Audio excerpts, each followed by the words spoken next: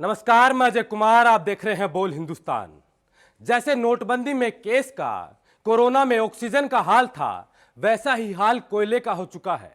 कई राज्यों के मुख्यमंत्रियों ने तो प्रधानमंत्री को डिजिटल इंडिया के युग में चिट्ठी लिख डाली है। चर्चा डिजिटल इंडिया की नहीं बल्कि चिट्ठी की होगी।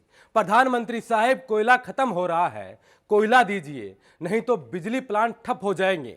कई राज्यों में कई यूनिट बंद भी हो चुकी हैं। राजस्थान में श्रीगंगानगर जिले की सूरतगढ़ में सुपर थर्मल पावर प्लांट की 6 यूनिट ठप हो चुकी हैं।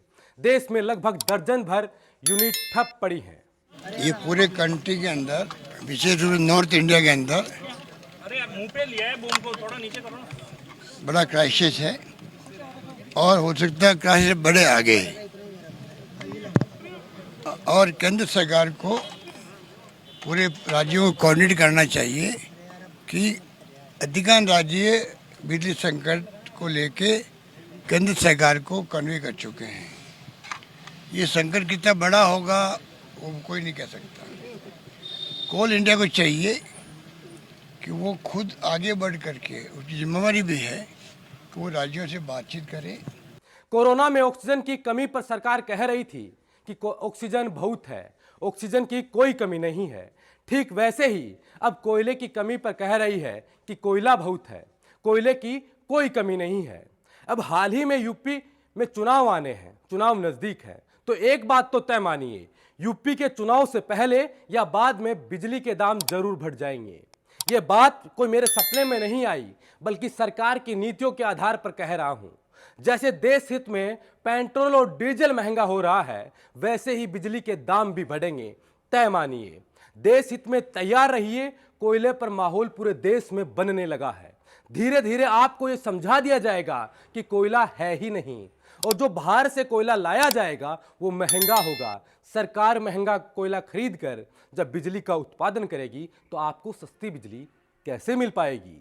महंगी बिजली आप खरीद नहीं पाएंगे तो फिर क्या करेंगे? पहले एक धारावाहिक प्रोग्राम आता था, शक्तिमान।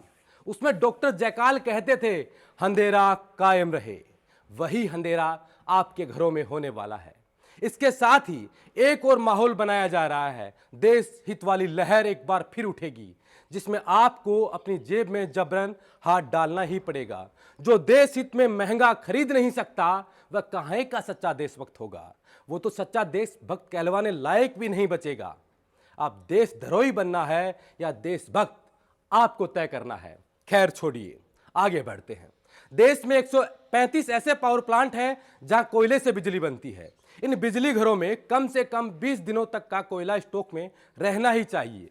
20 दिन का इसलिए कि कभी कोई ऐसी घटना हो जाए कि कोयला नहीं पहुंच पाए, खानों में कहीं पानी भर जाए, ट्रांसपोर्ट में कोई परेशानी हो जाए, विदेशों से जो कोयला आ रहा है वो नहीं पहुंच पाए, तो देश कहीं अंधेरे में ना डूब जाए।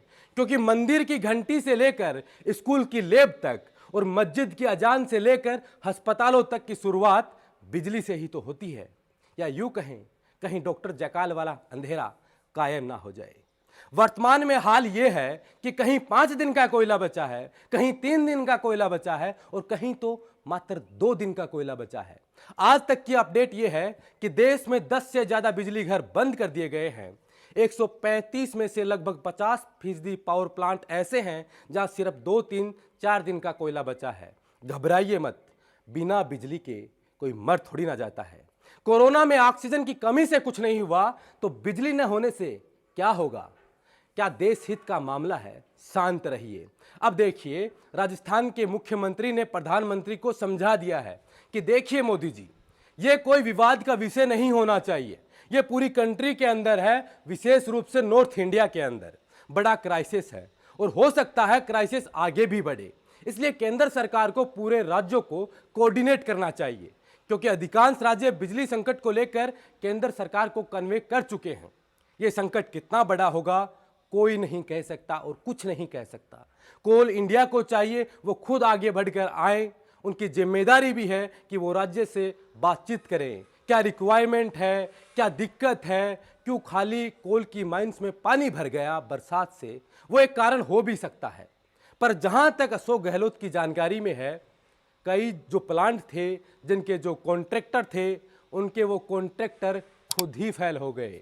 तो ये क्राइसिस पूरी कंट्री में है, करीब करीब काफ़ी राज्यों में है, और दिल्ली राजधानी है, वहाँ तो आप देख ही रहे हैं क्या हो रहा है। ब्लैकआउट होने तक की बात होने लगी है।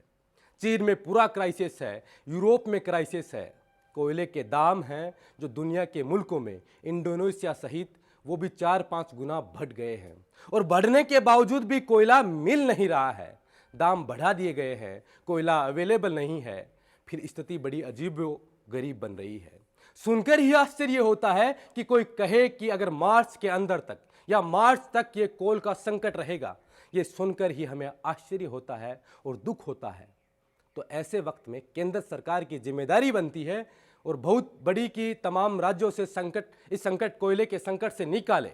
ऐसे मुद्दों पर नेता तो एक दूसरे पर आरोप प्रत्यारोप लगाकर अपना पाला सुरक्षित कर लेते हैं, लेकिन तभी अस्पतालों का ख्याल आता है।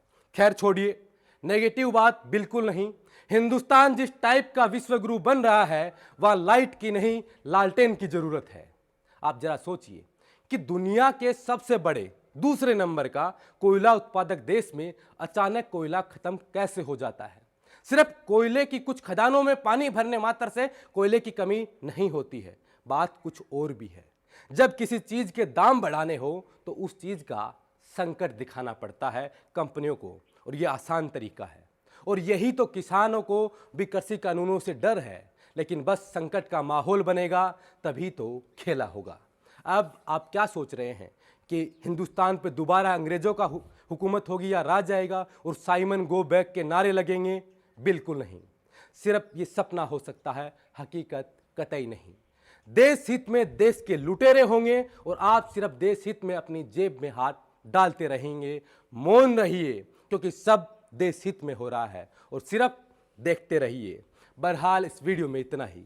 इस वीडियो को लेकर आपके क्या सुझाव है, आपकी जो भी राय है, हमें कमेंट कर जरूर बताएं।